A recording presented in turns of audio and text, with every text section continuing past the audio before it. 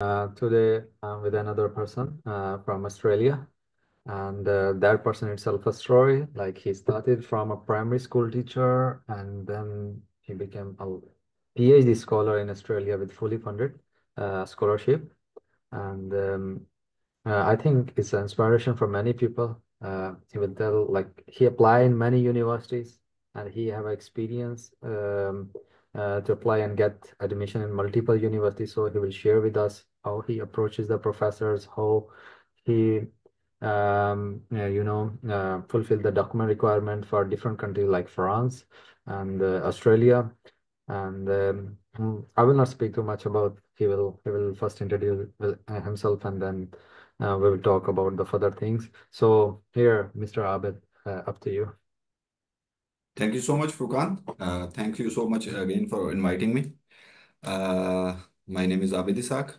Hmm. Uh, मैंने अपने जो करियर का स्टार्ट है I have started my career as a primary school teacher in Hmm. Pakistan in a rural areas और वहाँ पे मैंने as a primary school teacher serve किया 8 years 8.5 years you can say Hmm. एंड इसी दौरान ही मैंने अपनी जो मास्टर्स है उसको कंप्लीट किया in computer science from the Khwaja Farid University of Engineering and Information Technology और इसके साथ उसको कंप्लीट करने के बाद मैंने अपने जो थीसिस था उसके ऊपर काम किया और Hmm. वहाँ से अपनी रिसर्च करियर का स्टार्ट किया Hmm. तो इसके बाद Okay. So my question is that when you was a primary school teacher, have you imagined that you will be a PhD scholar in like Australia?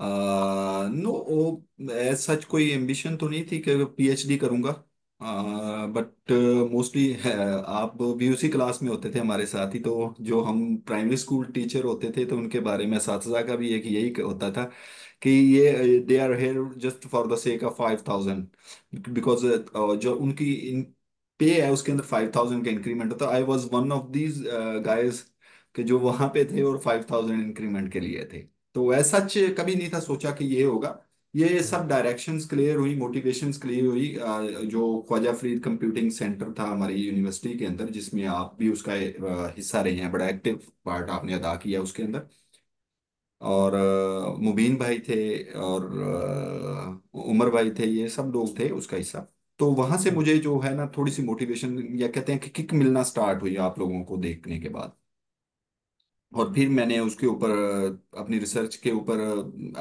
काम करना स्टार्ट किया वो it was in NLP natural language processing का एक topic था फिर उसके बाद उसको मैंने थीसिस के अंदर थीसिस से रिसर्च पेपर को निकाला और एक अच्छे जर्नल के अंदर उसको पब्लिश किया कितना टाइम लगा देन उस पेपर को पहला पेपर पब्लिश करने में? पहला पेपर पब्लिश करने में you can say that it's a journey of 2.5 years two and यानी कि हाफ डिग्री के 1.5 year आप कह सकते हैं 1 year रिसर्च सो का था और 6 मंथ मुझे उसको पहला ड्राफ्ट पेपर करने में जब लगे तुमने पहला पेपर पब्लिश किया उसके बाद तुम्हें लगा कि अब तुम जो है ना वो अब पाकिस्तान में नहीं रहने वाले? या यू कैन से दैट उससे मुझे बड़ी मोटिवेशन मिली और मैंने उसके ऊपर काम करना स्टार्ट किया तो मुझे ये मोटिवेशन मिली कि I can do that so मैंने ओके, पाकिस्तान से पीएचडी ना करने की सिर्फ एक ही रीजन थी कि वहाँ वाइस चांसलर को 2 पॉइंट मिलते हैं अगर वहां से पीएचडी की हो, और अगर बाहर से की हो तो 3 मिलते हैं, सिर्फ ये नहीं एक नहीं रीजन। नहीं नहीं नहीं नहीं ये रीजन नहीं है मैं आपको बताया था कि पाकिस्तान और पीएचडी का रीजन नहीं है रीजन पहले दिन से यही है कि फॉरेन से पीएचडी करनी है मुझे मोटिवेशन थी कि कुछ दोस्तों से जैसे कि आप भी थे और भी मेरे 2-3 दोस्त हैं जो कि हम्म। बाहर से थे और स्पेशली मैं मेंशन करना चाहूँगा मेरा एक बैचलर का क्लास फेलो था वो was same in the same room in government college Lahore तो उसने भी पीएचडी फॉरेन से की थी no at the moment he is in Nokia Germany तो मुझे उससे भी मोटिवेशन थी कि वो बड़ा हम्म। एक हैंडसम जॉब और हैंडसम सैलरी के ऊपर जॉब कर रहा है तो ये बहुत सारी रीजंस थी जिनकी वजह से मुझे फॉरेन हम्म। के लिए अप्लाई करना पड़ा अप्लाई कितना करना टाइम पड़ा लगा तुम्हें अप्लाई करने से लेके जब तुमने स्टार्ट किया और पहली अपनी स्कॉलरशिप सिक्योर करने में? हाँ it was a journey of 1.5 year ये उस डेढ़ वक्त की साल बात तुम्हें है जब लगा मुझे ये? पहला अच्छा। स्कॉलरशिप मैंने हंट किया था it was from the France hmm. और ये उन दिनों की बात है जिन दिनों आप भी आई थिंक सो कि जब यूसीडी का आप भी ये कर रहे थे वीजा वगैरह फाइल कर रहे थे तो उस वक्त भी मेरे हाथ में एक स्कॉलरशिप था हम्म। लेकिन वो स्कॉलरशिप इस वजह से कोई उनकी एडमिनिस्ट्रेटिव इश्यूज की वजह से उन लोगों ने मुझे ना कर दिया। और यूनिवर्सिटी की तरफ से everything was ready, even though कि my documents okay. Was ready to submitted with the तुम्हारा एम्बेसी फॉर एडमिशन हो द। गया था, तुम्हारा एडमिशन हो गया था वहाँ बिल्कुल। पे? अच्छा, और बिल्कुल। सब कुछ रेडी था, सिर्फ वीज़ा का वेट था? वीजा प्रोसेस करना था, लेकिन उनकी मिनिस्ट्री ऑफ डिफेंस से मुझे तो नहीं आना था। वो जो फ्रांस का तुमने टारगेट किया, उसके लिए कैसे टारगेट किया फ्रांस के लिए, अगर किसी ने अप्लाई करना हो? फ्रांस के लिए मैं देखा कि सबसे पहले जो होता है कि एक प्रोफेसर की आपने चेक की, मैंने उसके पास एडवर्टीजमेंट आई हाँ। थ्रू सोशल मीडिया, मुख्तलिफ प्लेटफॉर्म्स हैं कौन सा जिनको मैं सोशल मीडिया मेंशन करना। प्लेटफॉर्म? सोशल मीडिया पे फेसबुक के ऊपर ग्रुप है स्कॉलरशिप नेटवर्क्स, मैंने वहां से भी बहुत सारी हेल्प मिली। इसके अलावा एक पाकिस्तान स्कॉलरशिप लीग के नाम से एक है सोशल मीडिया के ऊपर, फेसबुक के ऊपर पेज। वो बड़ा बेनिफिट है, वो सबसे ज्यादा मैं उसको कहता होता हूँ कि वो बड़ा बेनिफिटेड है। तो मैंने वहां से एक देखा, तो मैंने फिर प्रोफेसर की प्रोफाइल के ऊपर गया कि आइदर वो प्रोफाइल मैं मैच भी मुझसे करती है कि नहीं। देन हम्म। मैंने देखा कि हो सकता है।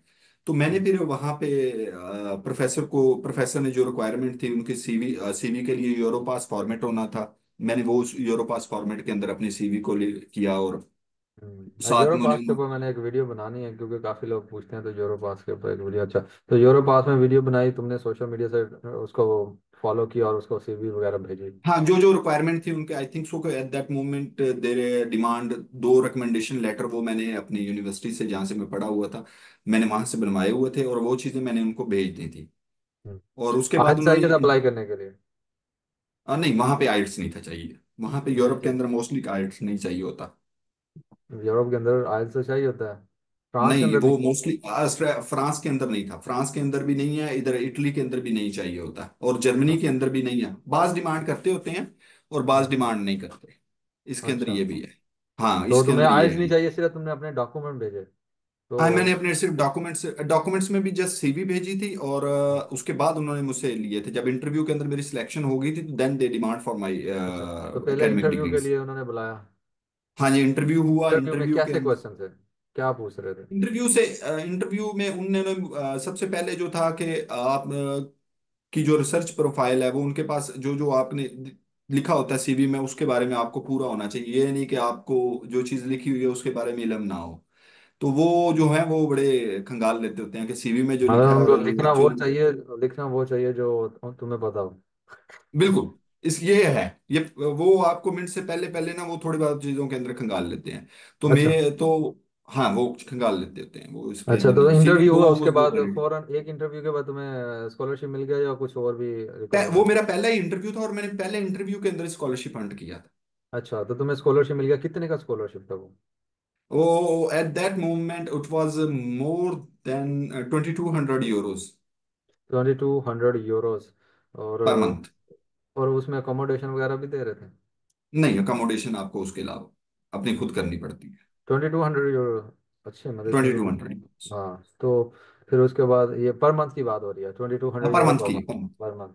हाँ, और पर टिकट मंथ। ये वो मुझे फ्रांस वाले ये भी देते हैं ना आपको, ये क्या टिकट वगैरह आने जाने? रीलोकेशन के भी थे, रीलोकेशन के भी वो मेरा ख्याल आई थिंक सो अच्छा। के देते हैं, आई थिंक सो, मुझे अब याद से नहीं आ रहा सही तरह से अच्छा, उसके बारे में, तो मतलब वो टू इतनी अच्छी इयर्स बिफोर। स्कॉलरशिप थी और वो निकल गई क्योंकि वो वो एडमिनिस्ट्रेशन निकल प्रॉब्लम? गई, और मैं बड़ा डिसार्ट हुआ था, और लिटरली मैं मुझे उनकी ईमेल जो थी ना वो सुबह के टाइम जल्दी आ गई। तो मेरे लिए तो वो मुझे कुछ समझ नहीं था आ रहा मेरे लिए। लेकिन खुदा दो जो होता है वो बेहतरी के लिए होता है। एंड उस उसी दौरान मेरी as a lecturer computer science एक पब्लिक सेक्टर यूनिवर्सिटी के अंदर जॉब हो गई। तो मैंने वहाँ पे ज्वाइनिंग दे दी। लेकिन फिर भी मैं लगा रह गया साथ साथ। तो फिर और अगले, फिर अप्लाई करते रह गए हो कितना टाइम, फिर हाँ, दोबारा अप्लाई करते रहे हो? फिर पहली उसके बाद स्कॉलरशिप उसके 1.5 साल बाद बाद लगी है? पहली हाँ जी, स्कॉलरशिप 1.5 साल? पहली 1.5 साल के बाद लगी। इस दौरान मैं मेरे बहुत सारे इंटरव्यूज हुए, हम्म। जिसमें मेरे दिया कोरिया के अंदर भी दिए, अमेरिका में भी दिया, अमेरिका की 2-3 यूनिवर्सिटीज के अंदर दिया, हम्म। और फिर यूरोप के अंदर भी दिया, यूके के अंदर भी दिया। लेकिन नहीं बना कुछ। देन आफ्टर इस दौरान ही मैंने आइल्स की तैयारी की, तो उस दौरान ना एक मुझे ऑस्ट्रेलिया की तरफ एक यूनिवर्सिटी से मुझे इंटरव्यू की कॉल आई। तो यहाँ पे ना टाइम डिफरेंस है 5 आवर्स का ना, पाकिस्तानी टाइम के मुताबिक और यहाँ के टाइम के मुताबिक। तो मुझे सुबह उठ के ना 4 बजे इंटरव्यू देना पड़ा। लेकिन वहाँ पे मुझे वो बड़ा अच्छा, उन प्रोफेसर साहिबा ने मुझे बड़ा अच्छे तरीके से ट्रीट किया, और उन्होंने कहा कि आप आइल्स स्कोर की तरफ जाएं, तो आपके पास एक मंथ है। मैंने कहा ठीक है, मैं आइल्स की तरफ चला जाता हूँ। मैंने आइल्स की तरफ गया। ये बड़ा तो इंपॉर्टेंट पॉइंट है कि तुमने आइल्स से पहले ही टारगेट किया प्रोफेसर को, हाँ, तो आइल्स से वो पहले, क्यों आइल्स में रख लिया? उसके बाद उन्होंने कहा कि ये रिक्वायरमेंट आप पूरी करें और आपकी बाकी है, क्योंकि लेकिन मैं ऑस्ट्रेलिया के अंदर जो जो। अक्सर कहता हूँ कि आइल्स आप पहले दे लें, आपके पास रिक्वायरमेंट पूरी होनी चाहिए सारी हाँ, चीजें। बिल्कुल बिल्कुल, ये एक है, था। लेकिन उसके बाद मिसहैप ये हुआ था कि मेरे आयल्स के अंदर ना 0.5 बैंड कम आ गए। तो उस वजह से वो, यही आपकी बात कि सब चीजें हाथ में होती तो आज मेरी वो भी हो जाता। लेकिन वो स्कॉलरशिप की अपॉर्चुनिटी मुझसे ज़ाया होगी। देन मैंने फिर एक्टिवली जो है लिंक्डइन को फॉलो करना स्टार्ट कर दिया, लिंक्डइन के ऊपर तो तुम्हारा काम। जो 0.5 कम आया, तुमने दोबारा दिया या सिर्फ उसी मॉड्यूल को? नहीं, मैंने रीचेकिंग में गया, मैं रीचेकिंग के लिए गया, रीचेकिंग के अंदर गया तो फिर वो रीचेकिंग में मेरे बढ़ गए। क्या बात है, रहने दो। हाँ जी, वो फी भी मेरी वापस हो गई थी रीचेकिंग के लिए जो थी, आई थिंक सो उस वक्त जो थी देर वॉज 25K थी वो फी। और वो फी तो भी वापस मतलब हो गई पच्चीस थी। हजार में तुम रीचेकिंग करवाया, तुम्हारा नंबर बढ़ गया। 25 भी वापस आ गया और मेरा 0.5 बैंड भी बढ़ गया, और I was eligible for that, और उसी आइल्स की बेस पे आज मैं यहाँ पे हूँ। तो वो एक तुम्हें पहले भी, मतलब ऑस्ट्रेलिया में तुम्हारी ये दूसरी स्कॉलरशिप पे तुम आया, पहली तुम्हारी वो आइल्स की वजह से रुक गई थी। आइल्स की वजह से, बिल्कुल बिल्कुल। और इसके अलावा मैंने फिर अप्लाई करना स्टार्ट किया, तो इसके अलावा जब मैं यहाँ पे आया तो मेरे पास उस वक्त भी 3 यूनिवर्सिटीज से ऑफर थी। अच्छा। और वो बड़ी ये नहीं कि लो रैंक, बड़े अच्छे रैंक की यूनिवर्सिटीज थी। और हम्म। मैंने फिर उनमें से जिस यूनिवर्सिटी में मैं अब हूँ, मैंने इसको फिर चूज किया। और इस अल्हम्दुलिल्लाह आज मैं यहाँ पे हूँ। और जब मैं यहाँ पे नहीं आया हूँ तो, मेरे पास और भी 2 यूनिवर्सिटीज की ऑफर थी। अच्छा वो किस कंट्री से थी? वो भी ऑस्ट्रेलिया से ही। वो भी ऑस्ट्रेलिया अच्छा, से। फिर उसके बाद जब मतलब मुझे राणा वो पहला साहब आया था, फिर एक वो कहते हैं कि क्रेज हो गया कि वो जहाँ से मैं वो हुआ, तो अच्छा, मैंने फिर एक इसी बड़ा लिए शॉर्ट फोकस किया। सवाल क्वेश्चन है कि अभी कितने अप्लाई किए तुमने अब तक, शुरू से लेके कोई यानी एस्टिमेट? एस्टिमेटली अगर ईमेल्स की बात करें तो 2,500-3,000 ईमेल्स तो मैंने प्रोफेसर्स को तीन किए होंगे। हजार ईमेल? ढाई तीन तीन हजार हजार हाँ जी। आज भी चेक कर सकते हैं, मैं लोगों को दिखाने के लिए अपना जो सेंट आइटम्स हैं वो मैं दिखाता होता हूँ अच्छा। कि देखें। अच्छा बड़ा तो वर्क करना। अप्लाई की कितनी जगहों पे किया? अप्लाई वहां से रिस्पांस मुझे बहुत कम लोगों की तरफ से कितने का आया। एस्टिमेटेड, कितने का रिस्पॉन्स एस्टिमेटली आया? 15-20 लोगों की तरफ से आया होगा, इतने बंदों में से। मतलब 2,500 ईमेल में से 15-20? 15-20 से रिप्लाई आया। राजा सब कुछ ज्यादा करो यार। ना, मैंने आपको कहा है भाई, इतना ही रिप्लाई है। जहां पे मैं इंटरव्यूज के लिए, देखिए मैं वो कहता होता हूँ कि रिप्लाई आता है, यहाँ से आप हम्म। रिजेक्ट हो गए, ये हो गया, वो हो हम्म। गया, वो रिप्लाई आते हैं। वो उसको अच्छा। मैं नहीं काउंट कर रहा। मैं उनकी हम्म। बात कर रहा हूँ कि जहां से आपको प्रोफेसर का पॉजिटिव रिप्लाई आया रिप्लाई और आया। आप इंटरव्यू की टेबल पे गए, हाँ। मैं अच्छा वहां की अच्छा अच्छा बात कर अच्छा। रहा हूँ। मतलब कि वो बाकी ढाई नहीं मैं बात। 2,500 अप्लाई में से, ईमेल में से तुम्हें 15 से 20 लोगों का पॉजिटिव रिप्लाई आया, हाँ, और उनमें पॉजिटिव से रिप्लाई। तुमने 2 से 3 स्कॉलरशिप सिक्योर की। अल्हम्दुलिल्लाह, तीन। हाँ। एक, दो, तीन, चार। चार कह सकते हैं, चार कह सकते 4, गुड, वेरी गुड। सो कितना टाइम लगा इसको, सारे प्रोसीजर को? 3 साल, 4 साल? हैं। 4 साल 2 माह। मांडा साहब, इनमें से तो पाकिस्तान से PhD हो गए 3 बस साल में यही तीन। है, लगा रह गया। पीएचडी हो गई, लेकिन वो कोई नहीं था, वो जरिया मुआश का फिक्र नहीं था कि जॉब अच्छी थी पाकिस्तान के अंदर, तो टाइम गुजरने का पता नहीं था लगता। लेकिन एक अच्छा, था कि अब मेन करूंगा तो। क्वेश्चन ये है कि अगर किसी बच्चे ने ऑस्ट्रेलिया में अप्लाई करना हो तो उसको कौन कौन से डॉक्यूमेंट जो मैंडेटरी उसके पास होने चाहिए? हाँ बिल्कुल, ये बड़ा अच्छा क्वेश्चन है। सबसे पहले डेफिनेटली उसके पास आइल्स स्कोर होना चाहिए, एक कितना? अच्छा। आइल्स अगर पीएचडी की बात करूंगा, मुझे पीएचडी का है तो वो 6 ही 6.5 होना चाहिए। सिक्स पॉइंट आइल्स फाइव का। होना चाहिए। अच्छा, हाँ एक जी। आइल्स होना चाहिए। और? आइल्स की है। बाकी आपके पास आपकी डिग्रीज वगैरह होनी चाहिए। हाँ। Transcript plus tested. डिग्रीज, ये नहीं कि ट्रांसक्रिप्ट टेस्टेड। और डिग्री ना हो। हाँ जी, टेस्टेड नहीं है, टेस्टेड ये डिमांड नहीं करते। अच्छा, ये ट्रांसलेट और ये डिग्री होनी इनकी एक। चाहिए।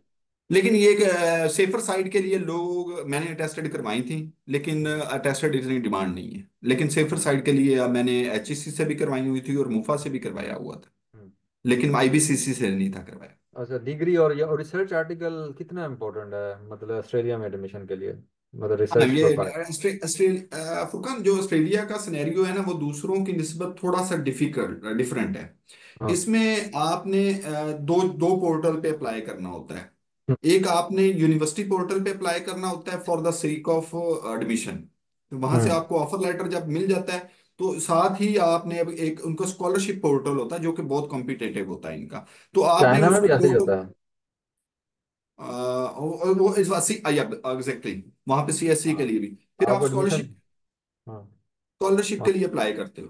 तो उसके लिए लाजमी है कि मिनिमम आपके पास दो अच्छी पब्लिकेशंस होनी चाहिए, कम से कम दो एज अ फर्स्ट अच्छा, ऑथर। और सीजीपीए मैटर करती है? सीजीपीए थ्री, थ्री से अबव मेरी भी इतनी खास नहीं है। मैं आपको ये 3.3 से अबव है मेरी। तो ये इतनी खास नहीं है कि 4 होना चाहिए, 3.7 होना चाहिए। मेरी हम्म। भी मीडियोकर सी है और हो गया था। लेकिन वो पब्लिकेशन मैटर करती है, बैकग्राउंड आपका मैटर करता है, जिस प्रोजेक्ट पे आपने अप्लाई किया। प्रपोजल उसके लिए चाहिए होता है। अप्लाई करने से पहले आपने एक प्रपोजल बनाना होता है। सबसे पहले आपने ईमेल करेंगे अपने जो सुपरवाइजर को है, वो आपके साथ प्रोजेक्ट डिस्कस करेगा। फिर वो आपसे एक रिसर्च प्रपोजल बनवाएंगे। सर रिसर्च प्रपोजल बनवाने के बाद वो आपसे फिर उसको चेक करने के बाद फिर वो आपको कहेंगे कि अच्छा, इसमें you can research go for. Proposal आपको रिक्वायर्ड होगा, पर बनाना पड़ेगा, और हाँ जी, प्रोफेसर बिल्कुल बिल्कुल।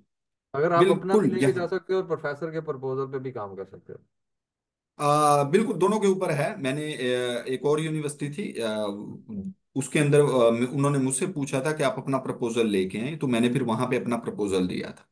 तो वो भी एक्सेप्ट हो गया। ठीक है। तो सेकेंडली जो था इधर से स्कॉलरशिप के लिए मुझे आ गया था, तो फिर मैंने उसको करके, लेकिन तो सिंपली ये ये है कि चाहिए होता तुमने है। अगर मैं इसको कंक्लूड करूँ कि तुमने सबसे पहले प्रोफेसर को टारगेट किया, उसने ओके किया तुम्हें कि ठीक है मैं तुम्हें लूंगा एज अ कैंडिडेट, उसने कहा बिल्कुल प्रपोजल पे काम करो जो तुम्हें उसने टॉपिक बताया, तुमने वो टॉपिक पे काम किया, अपना आइल्स 6.5 सिक्योर किया, और फिर तुम उसके बिल्कुल साथ इन डॉक्यूमेंट के साथ तुमने पहले यूनिवर्सिटी में अप्लाई किया और अपना एडमिशन सिक्योर किया। फिर उसके बाद बिल्कुल तुमने स्कॉलरशिप के लिए अप्लाई किया और स्कॉलरशिप तुम्हें मिल बिल्कुल गई। ऐसे। प्रोफेसर एग्री था, प्रोफेसर एग्री है तो फिर तो स्कॉलरशिप मिल जाएगा ना, फिर तो। हाँ बिल्कुल। वो कंपिटेटिव होती है थोड़ी सी। बाजुकात है, सुनने में आया है, वैसे मैंने तो नहीं फेस किया या मेरे किसी साथ वाले ने अभी तक नहीं, लेकिन सुनने में आया है कि बाजुकात ऐसे होता है कि प्रोफेसर एग्री होता है और स्कॉलरशिप जो कमेटी होती है वो उससे एग्री नहीं कर रही होते, तो वो होता फिर इस तरह। मतलब होता होगा, रेयर होता होगा, मतलब प्रोफेसर बहुत एग्री तो रेयर है, बहुत ही बहुत हो रेयर जाता है। है। मेन हाँ। चीज जो है वो तो कितनी सुपरवाइजर है। स्कॉलरशिप ऑस्ट्रेलिया में है? हाँ जी, ऑस्ट्रेलिया के अंदर जब मैं आया था तो उस वक्त थी 33,000 पर एनम, पर ईयर थी। ठीक है, ऑस्ट्रेलियन डॉलर। और ये अब जनवरी से ये 35,000 पर ईयर हो जाएगी। तो हमें वो ईमेल्स वगैरह आ गई हैं कि आपका इंक्रीज हो गया है स्कॉलरशिप। तो यहाँ पे जो स्कॉलरशिप है वो आपको पर तो 35 को डिवाइड कर लें तो 12 मंथ के ऊपर, तो इस तरह नहीं मिलेगा आपको। यहाँ पे आपका जो आपका मंथली स्टाइपेंड बनता है वो आपको हर 14 दिन के बाद देते हैं ये लोग। यानी कि हर 2 वीक्स के बाद आपको स्कॉलरशिप देंगे। यानी कि जो हम्म। महीने का बनेगा उसको डिवाइडेड बाय 2 करेंगे, और जो इतना वो परसेंट बनता होगा ओके। वो आप। ओके, इसके पीछे क्या लॉजिक है? इसके पीछे लॉजिक ये है कि यहाँ पे जो रेंट है वो पर वीक के हिसाब से है। Per week? Okay, okay, per week समझ के गया। हिसाब से है। तो हम्म। यूटिलिटीज के जो बिल हैं वो भी पर वीक के हिसाब से आते हैं। ओके। ठीक है। सॉरी, पर मंथ के हिसाब से आते हैं। तो वो फिर ऐसे करते हैं कि वो पर वीक के हिसाब से वो डिवाइड किया होता है उन्होंने। तो बच्चे फिर हम्म। इस तरह करके उनका होता है। ये है अच्छा। इधर का एक। हम्म। अच्छा, तो बस ये है कि मतलब कि तुम्हें एडमिशन लेने के लिए जो तुमने बताया कि ये डॉक्यूमेंट होने चाहिए, इतने पैसे, और इतने में गुजारा हो जाता है जितना तुम बता रहे हो, जितना तुम बता रहे हो उतने में गुजारा हो जाएगा? पardon, वीडियो स्टक हो गई थी मुझे, सॉरी। अभी बताइएगा। मैंने कहा जितने पैसे तुम्हें वो देते हैं, 35,000 और 35,000 यूरो डॉलर, ऑस्ट्रेलियन डॉलर, उतने में जी जी, गुजारा हो जाएगा? बिल्कुल बहुत अच्छे तरीके से गुजारा होता है। बल्कि आपको ये अच्छी खासी सेविंग कर सकते हो आप लोग इसके अंदर अच्छा। Without any job. मैंने आज आज के दिन तक मैंने यहाँ पे एक एक मिनट की जॉब नहीं की। हम्म। मैं अपने इंसेंटिव के अंदर ही अभी मेरा आए हुए बहुत तुम्हें महीना हुआ है, तुम कैसे जॉब कर रहे महीना हो? हुआ है, लेकिन यहाँ पे लोग ऐसे भी हैं कि जो यहाँ पे आते हैं और अगले हफ्ते यहाँ पे, हफ्ते के बाद यहाँ पे जॉब पे होते हैं। मैंने अच्छा, अब तक और तुम जॉब नहीं। कितनी और सेविंग मैं, करोगे? तुम्हें लगता है कि तुम मेरे सेविंग? साथ जो लोग हैं मुझसे पहले भी अल्हम्दुलिल्लाह हमारी लैब के अंदर पाकिस्तानी हैं, तो वो भी जॉब नहीं करते। सेविंग कितनी हो सकती है अप्रोक्सीमेटली, अगर एक बंदा सिंगल है बंदा? अप्रोक्सीमेटली फुरकान भाई, मैं अगर आपको बताऊं तो 1200, 1200 डॉलर, के ऑस्ट्रेलियन अंदर वो डॉलर? डॉलर बच ओके। जाता है। Good good. सो कैसा है एनवायरनमेंट, कैसा है ऑस्ट्रेलिया में रहने का? इन्वायरमेंट ऑस्ट्रेलिया का बिल्कुल बड़ा पुरसकून है। और इन्वायरमेंट पढ़ाई के लिए वैसे सोशली भी बड़ा जबरदस्त है, बहुत अच्छा है। कोई हम्म। यानी कि एज कंपेयर टू कोई कोई किसी किसी की कोई रेसिज्म भी नहीं होगी, आपको नजर आएगी। और इस हम्म। तरह की कोई चीज नहीं है। सब हम्म। लोग अपने काम से काम रखते हैं, सुबह 8 से 5। ठीक है, हम्म। 8 से 5 काम करें, और हम्म। उसके बाद आप जो भी है आपका है वो उसके अंदर आप लोग लगे रहें। हम्म। हम्म। और स्टडी वाइज इन्वायरमेंट बहुत अच्छा और बहुत कोऑपरेटिव है। हम्म। सुपरवाइजर्स भी और दूसरे जो पैनल होता है आप लोगों का, वो सब आपके साथ कोऑपरेट करेंगे, उसके अंदर कोई ऐसा सच नहीं है मतलब विदाउट एनी। ऑस्ट्रेलिया तुम कहते हो कि अच्छा रिकमेंडेशन रिकमेंड कर रहे हो कि ऑस्ट्रेलिया एक अच्छा प्लेस है? बहुत अच्छा, अच्छा। बहुत अच्छा है एज कम्पेयर और टू अदर। स्कॉलरशिप लेना भी इजी है, प्रोसीजर इजी है, हैक्टिक तो नहीं है? मैं तो ये कहूंगा, क्योंकि मेरे पास खुद 3 थी, तो मैं तो यही कहूंगा कि as compare to other countries Europe वाली साइड पे, सिर्फ एक आइल्स है, या पीटी भी आप लोग कर सकते हो। तो आइल्स पीटी अगर आपके पास है तो आप डेफिनेटली आपकी जो फर्स्ट ट्राई है वो ऑस्ट्रेलिया होनी चाहिए। लेकिन फिर अगेन ये कहूंगा कि अपनी फील्ड के सुपरवाइजर के साथ। हम्म।